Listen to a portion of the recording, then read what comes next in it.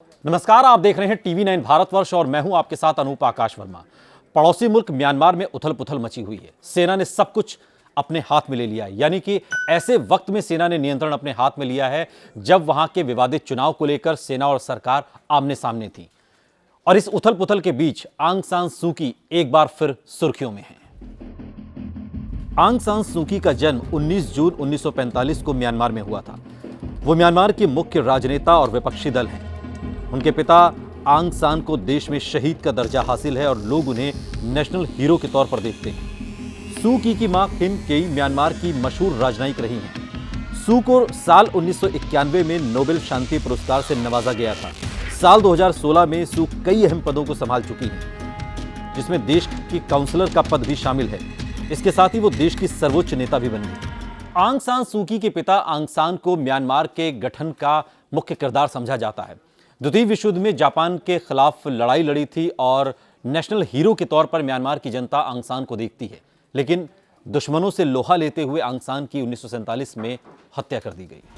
इसके बाद सू की को उनकी मां ने उनके दो भाइयों आंग सान ली और आंग सान ओ के साथ पाला पोसा।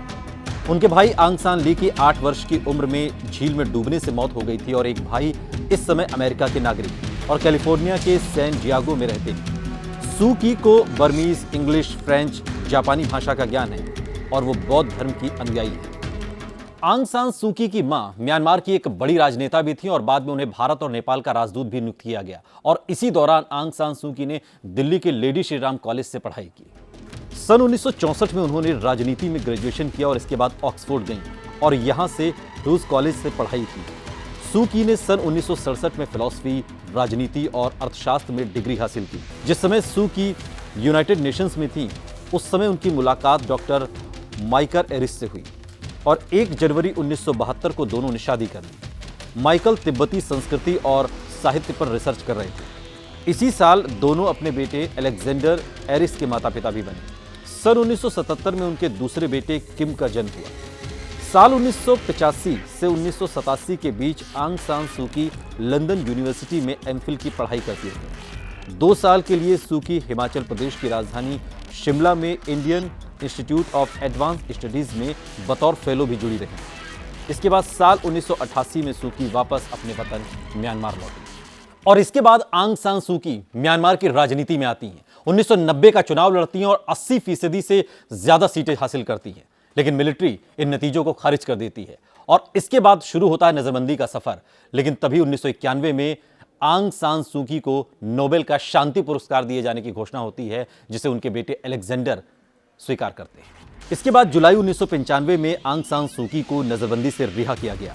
1999 में उनके पति माइकल एरिस का लंदन में निधन हो गया। उनके पति को सैन्य शासन की तरफ से वीजा देने और म्यांमार में उनसे मुलाकात करने की मंजूरी देने से भी इनकार कर दिया गया था।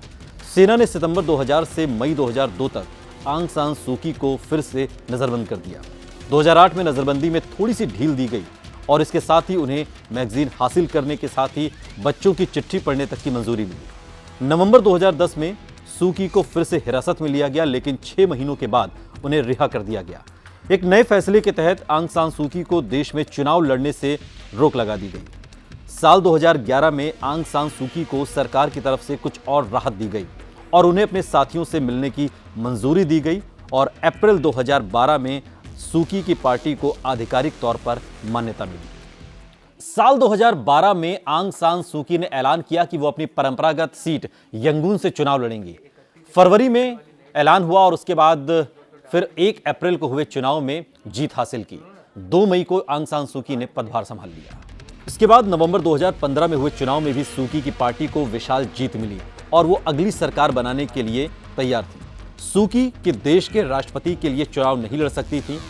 पार्टी ने उनके करीबी हेतिन कॉव को चुना।